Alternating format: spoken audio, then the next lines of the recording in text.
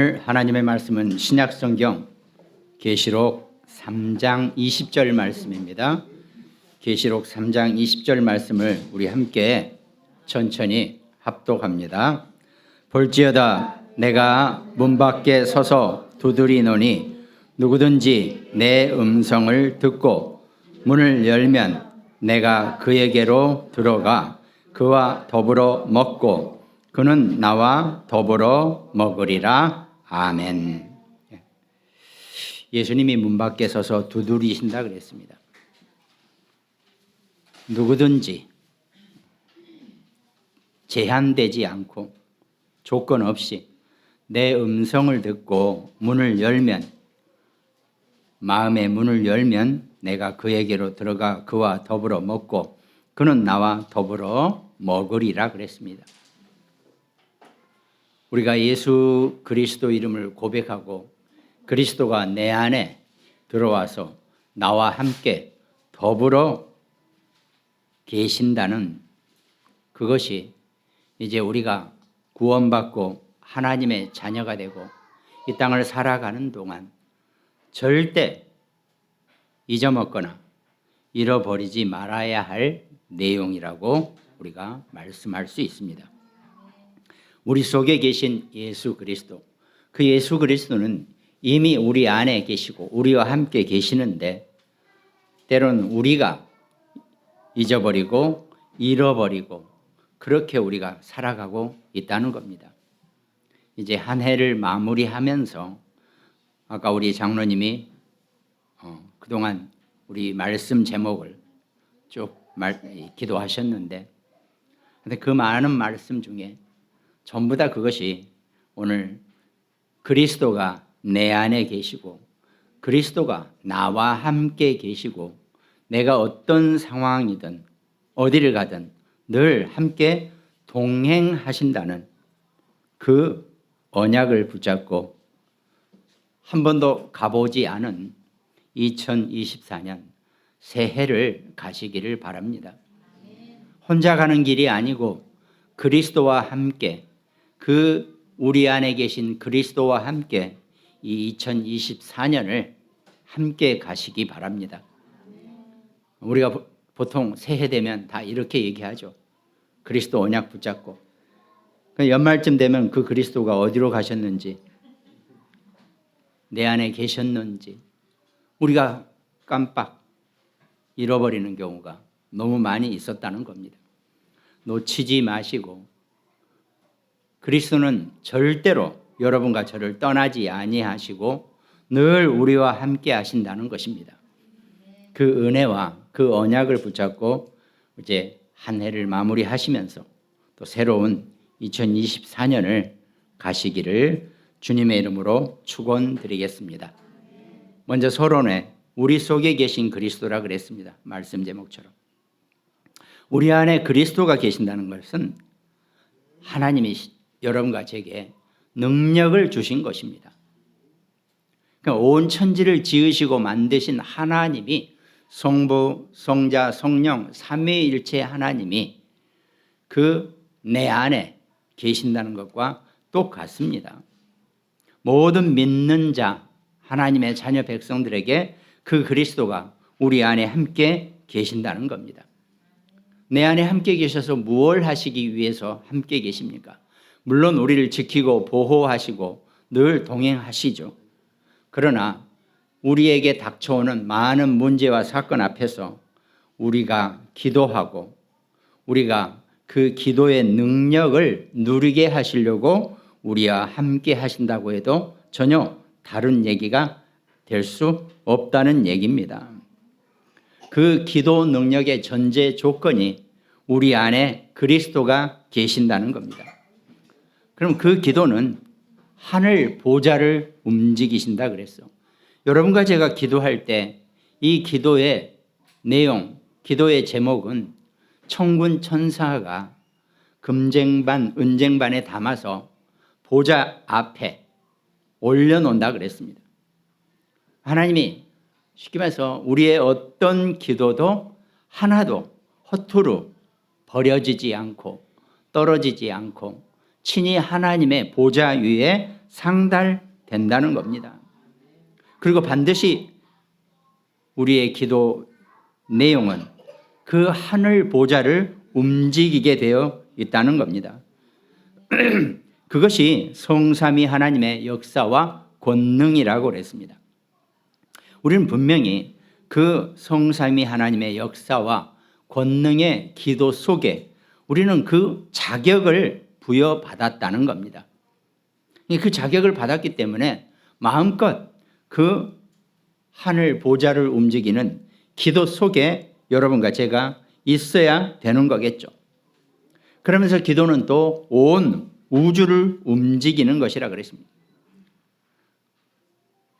아직 우리는 온 우주를 알지 못해요. 우리가 미처 모르는 모든 능력들을 다 포함한다 그랬습니다. 어느 순간부터 우리가 유니버스라는 말을 써요. 유니버스는 온 우주를 통틀은 표현입니다. 내 지구 안에서만 우리가 이것저것 우리 안의 것을 가지고 생각하고 살다가 이제 인류가 온 우주에 대한 생각을 하기 시작합니다, 지금.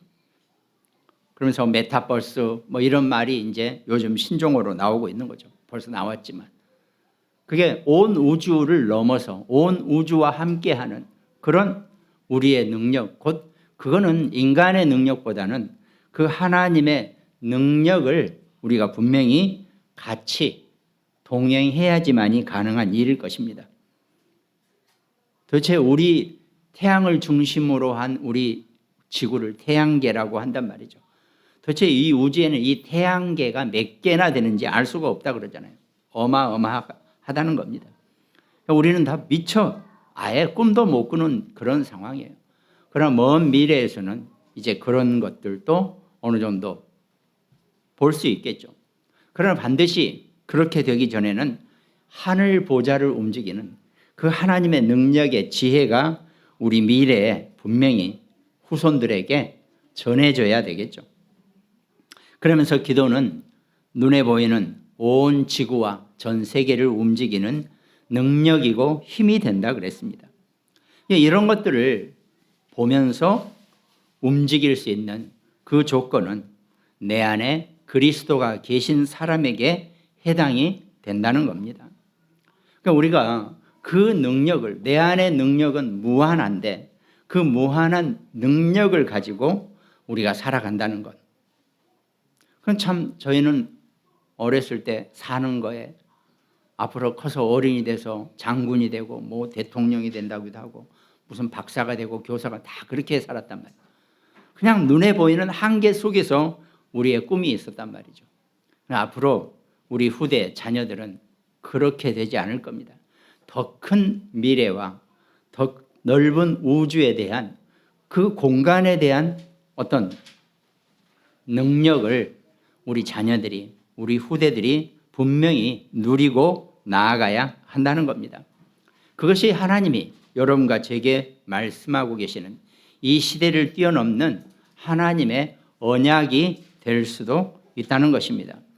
그 언약을 우리가 기도로 누릴 수 있는 것, 그게 우리 안에 계신 그리스도의 능력이시고 그 그리스도가 그 모든 능력을 우리에게 마음껏 사용하라고 내주신다고 약속을 하신 겁니다.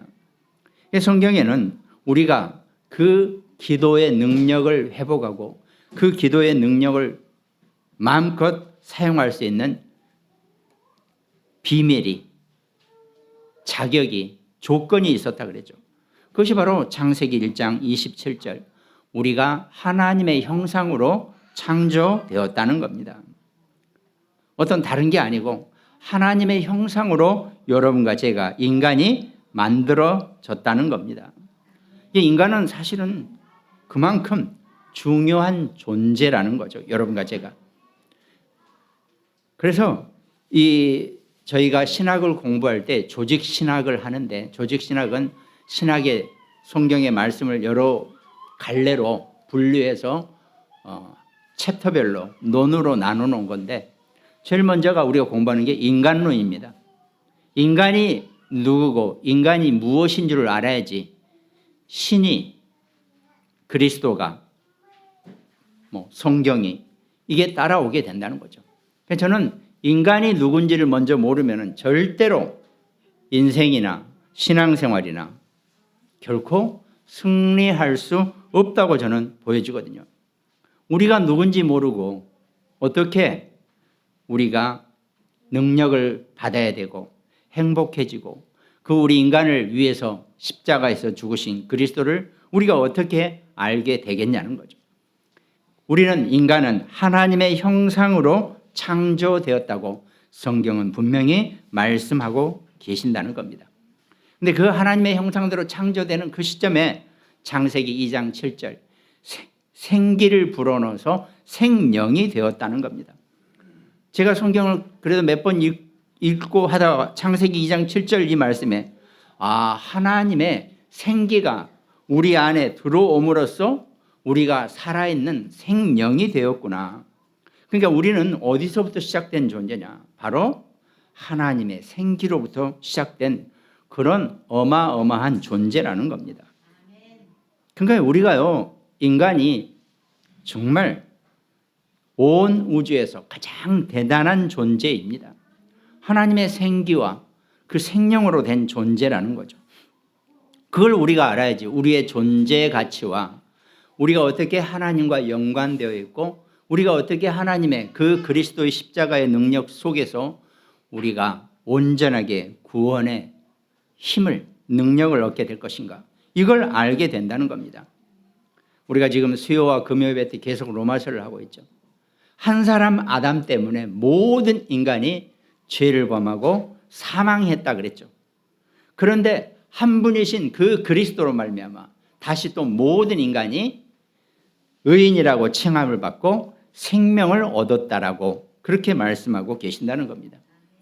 그것이 여러분과 저의 존재입니다. 이제 나의 존재를 내가 먼저 철저히 아는 것, 저는 그게 가장 먼저 시작이라고 보여지거든요. 모든 신앙과 신학의 시작. 그게 성경에 그 모든 기도의 능력이 회복되는 그 비밀을 성경이 말씀하고 계신다는 거죠. 그러면서 창세기 2장 8절 여호와 하나님이 동방의 에덴에 동산을 창설하시고 그 지으신 사람을 거기 두시니라 그랬습니다. 이제 우리가 에덴 동산에서 살게 했다는 얘기는 에덴은 하나님이 우리와 함께하는 곳입니다. 그러니까 우리가 하나님과 함께하는 그곳이 에덴 동산이거든요. 에덴 동산은 온갖 맛있는 거 좋은 거 다 갖고 아담과 하와가 편하게 살게 하라고 놔둔 것도 되지만 아이로 치면 요람이나 마찬가지입니다. 그 가장 평안한 요람에 우리 아이들이 있어야 되는 것처럼 인간도 가장 평안한 속에 있는 것. 근데 그것이 늘늘하고 침대 쿠션 좋고 무슨 침대 어쩌고 이게 아니라 하나님이 나와 함께 하시는 곳이 인간에게는 최고의 평안이고 최고의 평강이라는 것. 그걸 우리가 알아야 한다는 겁니다. 하나님이 우리를 하나님의 형상으로 창조하시고 생기를 불어넣어서 생명이 되게 하시고 하나님이 우리와 영원히 함께 하시려고 에덴 동산에 우리를 두셨다는 겁니다. 이 비밀을 우리가 알아야 되는 거죠. 그렇다고 이게 전부 다 눈에 보이는 겁니까? 전혀 보이지 않죠. 안 보이는데 어때요? 그러면 우리의 생각이나 마음 속에서 조금 이 부분을 할애해 줘버리는 거죠. 하나님이 나를 지으시고 생기를 불어넣어서 생명이 된 존재고 내가 하나님과 함께하는 에덴 동산에 있는 축복이 최고의 것이구나. 그냥 우리의 많고 많은 생각 중에 요거 하나 그냥 할애해서 넣어주세요. 근데 왜 이걸 못하고 살았는지, 저도 40년을 못하고 살았으니까요. 불신자들 보면 참 안타까워요. 아니, 너 많은 생각 있잖아. 그 생각 중에 요 쬐끔한 거 요거 좀 네 생각 속에 넣어주면 안 되니? 이걸 그냥 못 받아들여가지고 그렇게 불그락 푸르락 하면서 나를 거부해야 되냐? 내가 너한테 뭘 해달라고 하나? 아무것도 없다. 네 생각과 마음 속에 인간이 하나님의 형상으로 창조되었다가 생기와 생명으로 되어진 존재고 또 에덴 동산에서 하나님과 함께 해야지만이 가장 안정하고 가장 평화로운 상태란다. 아니 요거 하나 너 생각 속에 못 집어넣냐. 온갖 것 뭐 누가 죽었다더라 누가 살았다더라 그런 건 다 머릿속에 집어넣고 아니 도대체 이건 왜 못 집어넣는데. 그렇게 제가 얘기하는 거죠. 그런데 그 생각을 그 말씀을 여러분과 저와 우리 안에 집어넣은 여러분과 제가 복되도다라고 성경은 말씀하고 계십니다. 아무나 그 생각과 마음에 못 집어넣는다는 거죠. 그래서 우리는 정말 내 사랑하고 내 친한 내 친구에게 조금 이거 하나만 집어넣으면 돼. 다른 거 없어. 이렇게 우리는 얘기해도 전혀 무리 없습니다. 온갖 생각과 내용 속에 인간이 하나님에 의해서 창조되었고 하나님의 생기에 의해서 우리는 되어진 존재고 우리는 하나님과 함께 해야지만이 가장 안정하고 평화로운 삶을 살 수 있단다. 에덴 동산의 축복. 요거 하나 집어넣는 거. 이게 하나님의 능력이시라는 겁니다. 베드로가 고백했죠. 주는 그리스도시요 살아계신 하나님의 아들이시니다 그랬습니다. 이제 드디어 인간이 하나님을 떠난 그 창세기 3장의 에덴 동산의 그 사건을 해결하기 위해서 그리스도가 이 땅에 오셨고 요한복음 19장 30절에 십자가에서 다 이루었다라고 말씀하시면서 영원히 떠나가니라 그랬습니다. 예수 그리스도가 십자가에서 여러분과 저의 모든 문제를 다 끝내신 줄 믿으시기 바랍니다. 그때부터 우리는 그리스도 하나님의 나라 성령 충만의 그 축복으로 우리 인생을 살아가기만 하면 된다는 겁니다. 하나님 절대 여러분과 저한테 원하고 바라시는 거 없어요. 오직 당신 이름을만 불러주기를 원하시고 당신을 하루에 조금이라도 생각만 해줘도 하나님은 기뻐하신다는 겁니다. 하나님 절대 욕심 많으신 분이 아니세요. 그 원리를 가지고 우리 속에 계신 그리스도를 붙잡고 기도하면 어마어마한 능력의 축복이 분명히 우리에게 임하게 되어 있다는 겁니다. 그럼 자연스럽게 성경에서는 그 그리스도의 언약을 붙잡고 그 그리스도 안에 있는 모든 자기 백성들에게 이미 모든 것을 다 허락하셨다고 응답을 약속하셨다는 겁니다. 그러니까 우리는 실제로요 모든 일, 사건, 모든 만나는 사람, 모든 것 그것이 전부 다 하나님의 응답이고 하나님의 축복이라고 보면 된다는 겁니다. 나와 연관되는 모든 사람은 전부 다 하나님의 축복이라고 보시면 절대로 손해보지 아니하신다는 겁니다. 그런데 한 가지 주의할 것. 그 축복이라는 생각은 내가 하되 그 모든 진행하는 것은 우리가 분별이 있어야 하더라고요. 분별할 수 있어야 합니다. 하나님이 어떤 사람이든 우리에게 축복으로 연결을 시켜줬습니다. 그러나 분명한 것은 우리가 그 선의의 분별은 우리가 분명히 해야 된다는 거죠. 이 얘기는 속지 않는 게 반드시 필요하다는 겁니다. 그거를 우리가 잘 분별하면서 모든 일이나 사람이나 사건 앞에서 하나님이 우리에게 주신 축복을 응답으로 받으시기 바랍니다. 그러면 이제 그때부터 하나님의 말씀이 내 안에, 우리 안에, 아까 우리 장로님이 쭉 1년간 우리 말씀 제목을 이렇게 쭉 기도하셨지만 그 말씀이 성취되어지는 응답을 사실은 일일이 안 찾아내도 이미 여러분과 저는, 우리 자녀들은, 우리 후대는 누리고 계신다는 겁니다. 왜? 이미 그 모든 제가 드린 말씀은 다 성경 안의 말씀들이기 때문에 성경은 이미 수천 년 전부터 우리에게 내려오는 하나님의 언약입니다. 그 언약은 이미 여러분과 저와 우리 자녀, 우리 후대에게 계속 성취되어지고 있다는 겁니다. 그 축복을 누리는 것이 여러분과 제가 우리 속에 계신 그리스도를 누리는 우리의 신앙생활이라는 겁니다. 그럼 오늘 본론에 우리 안에, 내 안에 계신 그리스도가 성경 말씀에서 어떻게 우리에게 증거되고 전달되었는지를 말씀으로 보겠습니다. 그 첫 번째가, 근데 우리는 창세기 3장에 이 사단에게 속아서 내 자신 스스로가 그리스도와의 교제를 방해하고 어떨 때는 내가 속아버리는 그런 상황이 생겨난다는 겁니다. 그래서 성경은 반드시 우리에게 그 사단의 실제에 대해서 말씀하고 계신다는 겁니다. 왜? 우리에게 속지 말고 당하지 말고 조금이라도 육신적인 삶에서 힘들지 않게 하기 위해서 성경에서 말씀으로 우리에게 사단이 실제한다는 얘기를 분명히 하고 계신다는 겁니다. 고린도후서 4장 4절에 그 중에 이 세상의 신이 믿지 아니하는 자들의 마음을 혼미하게 하여 그리스도의 영광의 복음의 광채가 비치지 못하게 함이니 그리스도는 하나님의 형상이라 그랬습니다. 그러니까요, 이 세상의 신이라고 하는 이 사단이 실제로 존재하면서 우리가 실제로 존재한다는 의미는 뭡니까? 우리에게 영향을 준다는 겁니다. 근데 안 보이는데요? 보이지 않는데도 우리에게 영향을 준다면 그건 존재하는 겁니다. 보이지도 않고 우리에게 아무런 영향도 없으면 차라리 존재하지 않는 거라고 우리가 생각하면 되겠죠. 근데 보이지는 않지만 우리에게 어마어마한 영향을 줘요. 우리의 생각과 마음에 침투해서 우리의 생각과 마음에 어마어마한 영향을 준다는 겁니다. 그건 분명히 존재하는 겁니다.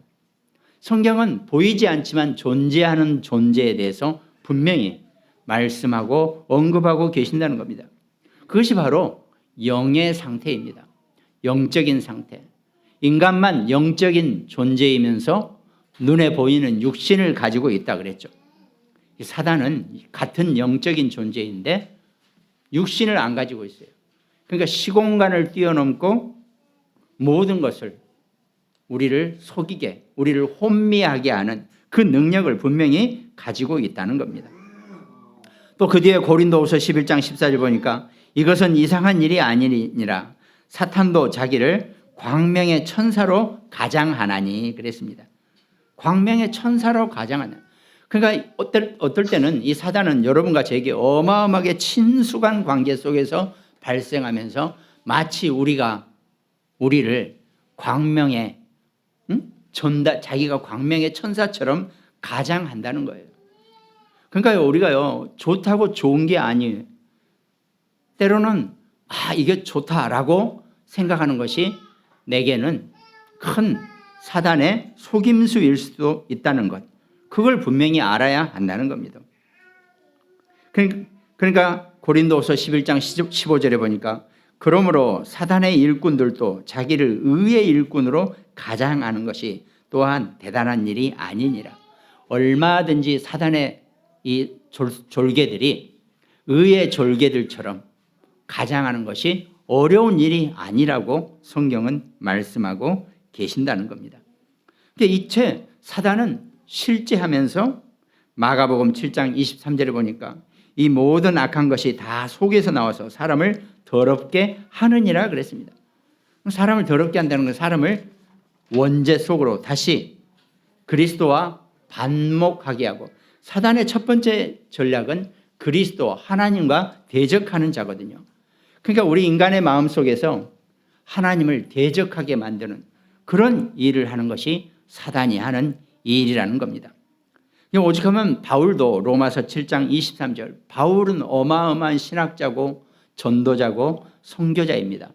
그런데도 그 바울이 로마서 7장 23절에 내 지체 속에서 한 다른 법이 내 마음의 법과 싸워 내 지체 속에 있는 죄의 법으로 나를 사로잡는 것을 보는도다 그랬습니다. 우리 안에는 끊임없이 그 창세기 3장에 원죄의 그 그늘이 남아 있어가지고 계속 우리가 예수 그리스도로 하나님의 자녀가 되고 하나님의 백성이 되고 성령이 내 안에 계시는데도 끊임없이 내 생각과 마음 속에서 하나님을 대적하고 하나님을 위배하는 그런 일을 생겨나게 한다는 겁니다. 그게 사단이 우리에게 영향을 주는 실제 존재하는 일입니다. 그러니까 갈라디아서 5장 17절에 육체의 소욕은 성령을 거스르고 성령은 육체를 거스리나니 이 둘이 서로 대적함으로써 너희가 원하는 것을 하지 못하게 하려 함이니라 그랬습니다. 성령을, 내 안에 분명히 성령이 계시는데 또 내 안에 그 흑암의 잔존이 육신의 것이 남아있다는 겁니다. 그래서 그 육신에 잔존하는 것들이 끊임없이 하나님 앞에 나아가지 못하게 우리를 속이고 성령과 대적하는 그런 양상을 이루고 있다는 겁니다.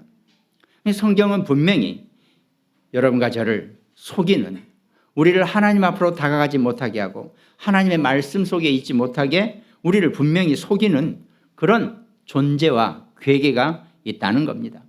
그래서 마태복음 4장 9절, 이 사단이 예수님에게까지 나타나서 이르되 만일 내게 엎드려 경배하면 이 모든 것을 네게 주리라 그랬습니다. 자기 앞에 머리를 숙이면 천하 만민의 모든 것을 다 네게 준다라고.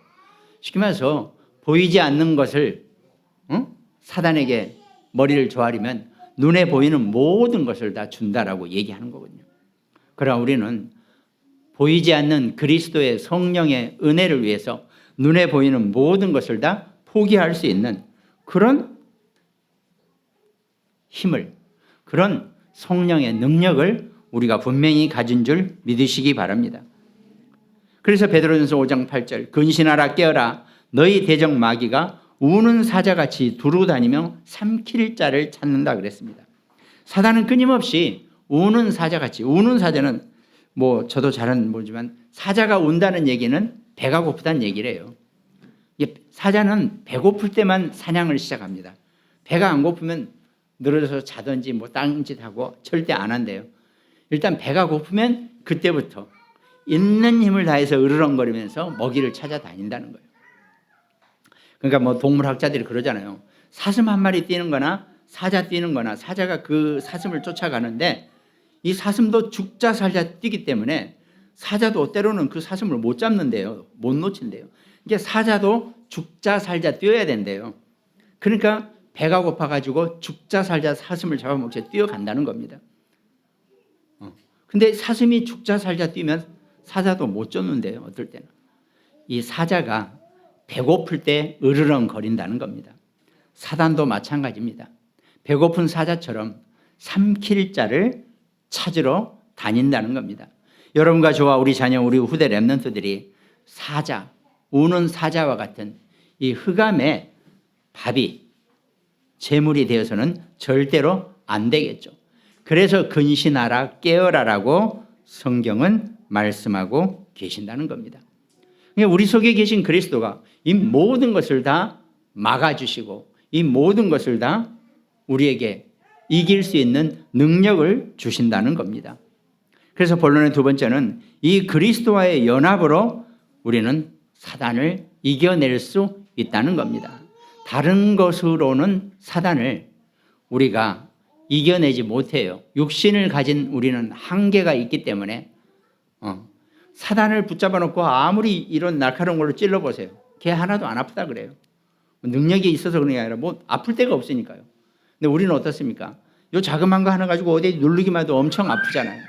육신을 가진 여러분과 저는 그만큼 연약한 존재라는 겁니다. 그래서 우리에게는 반드시 그리스도와 연합해야 하는 이유가 거기에 있다는 겁니다. 그리스도와 연합하여 사단의 어떤 것도 이겨낼 수 있다는 겁니다. 그래서 요한복음 1장 12절에 영접하는 자 곧 그 이름을 믿는 자들에게는 하나님의 자녀가 되는 권세를 주셨다 그랬습니다. 여러분과 제가 우리 모든 자녀 후대 렘넌트들이 예수 그리스도를 영접하고 하나님의 자녀가 되는 권세를 받으신 줄 믿으시기 바랍니다. 그때부터 요한복음 15장 4절에 내 안에 거하라 나도 너희 안에 거하리라. 가지가 포도나무에 붙어있지 않으면 스스로 열매를 맺을 수 없음같이 너희도 내 안에 있지 않으면 그러하리라 그랬습니다. 여러분과 제가 그리스도와 함께 있으면 그때부터는 우리는 그리스도의 능력으로 사는 겁니다. 그리스도와 나와의 관계가 단절되는 순간 나는 그리스도의 능력으로 못 사는 거고요. 그래서 내 안에 거하라 나도 너희 안에 거할 것이다 라고 예수님이 약속하고 계신다는 겁니다.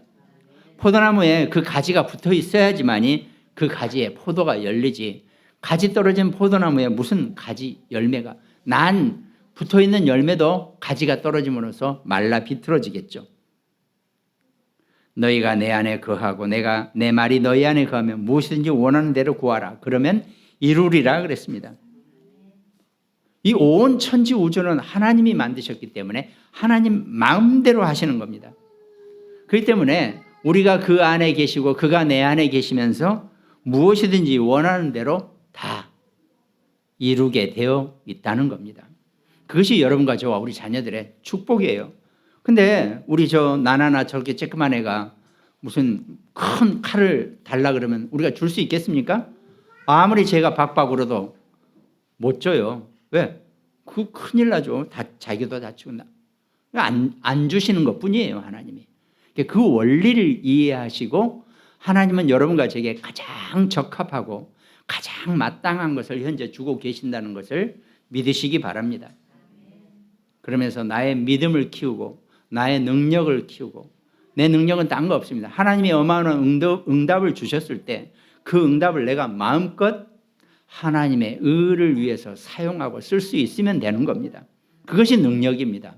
뭘 어마어마하게 거둬들이는 게 능력이 아니라 그 능력은 하나님이 여러분과 제게 베푸실 것입니다.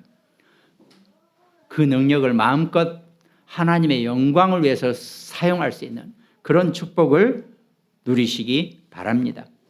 그러면서 그 그리스도와 연합되면서 그리스도를 나의 주인으로 모시는 겁니다. 예수님이 공생애를 시작하실 때 첫 번째 그 기적이 요한복음 2장 5절, 그의 어머니가 하인들에게 이르되 너희에게 무슨 말씀을 하시든지 그대로 하라 하니라 그랬습니다. 가나 혼인잔치에서 사람들이 예수님을 손님으로 대접했죠. 그러나 그 예수님의 어머니가 예수님이 그 포도주를 주인처럼 마음껏 낼 수 있는 그 업으로, 그 상황으로 예수님을 모셔야 한다 그랬죠. 무엇이든지 말하는 대로 그대로 따르라 그랬습니다.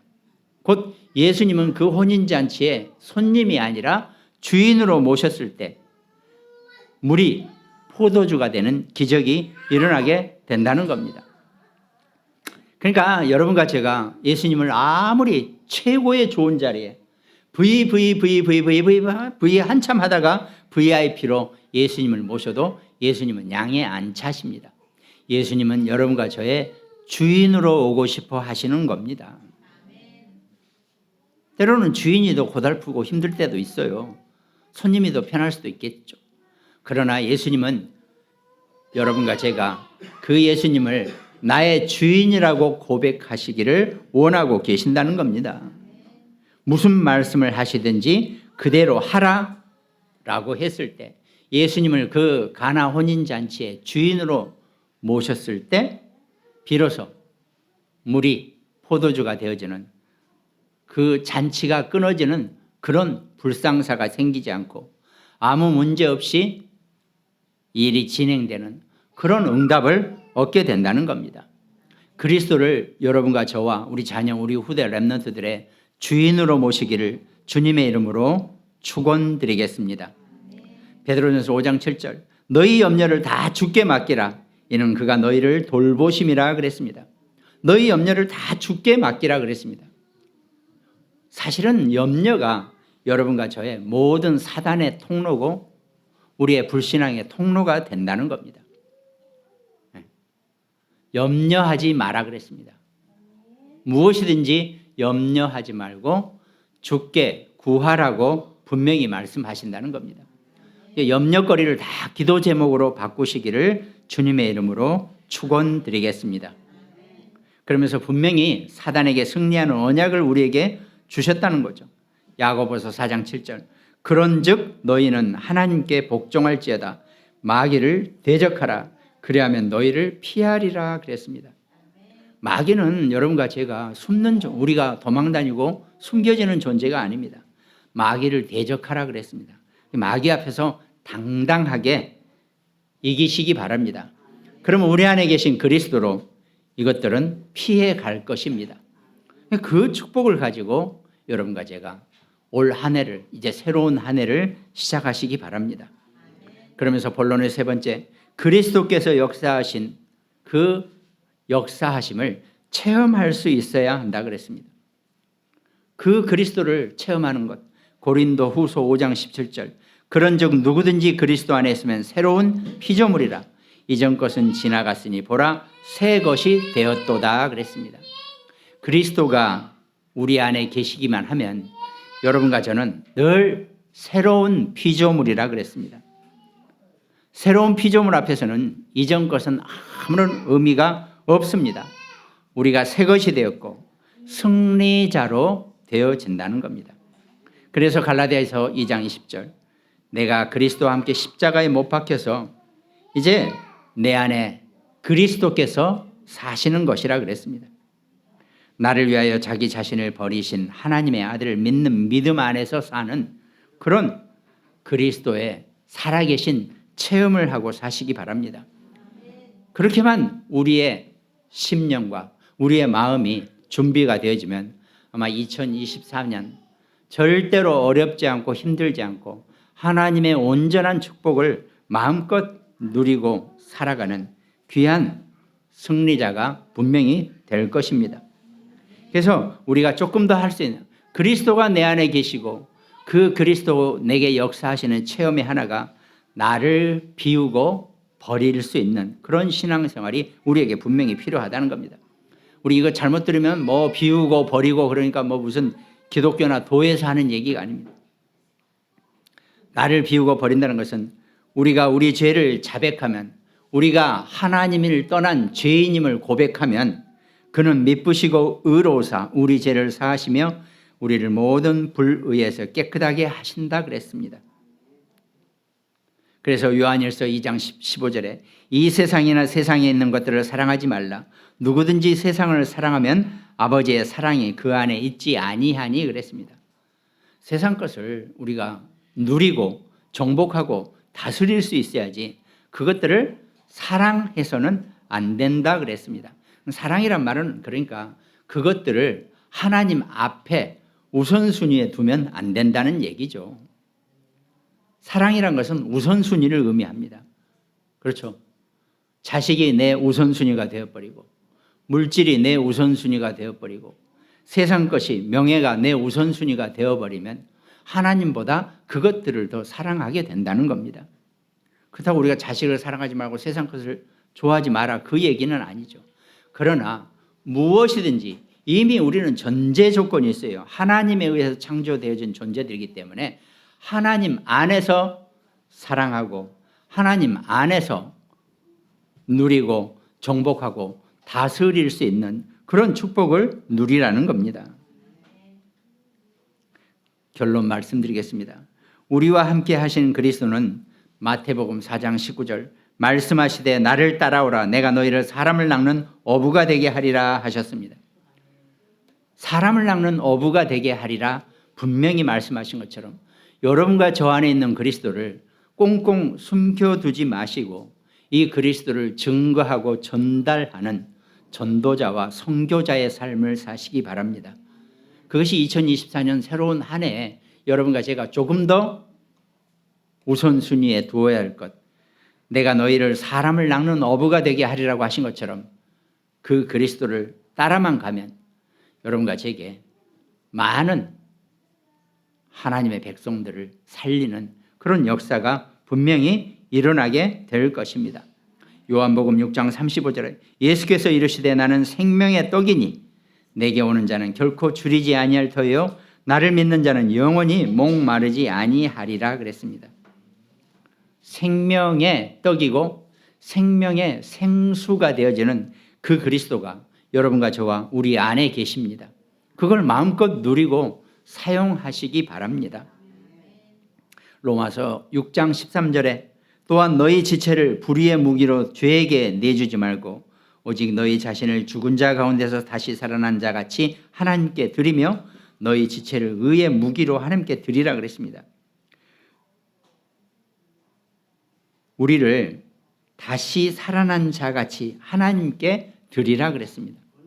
여러분과 제가 하나님께 드려진 존재가 되시기를 주님의 이름으로 축원드리겠습니다.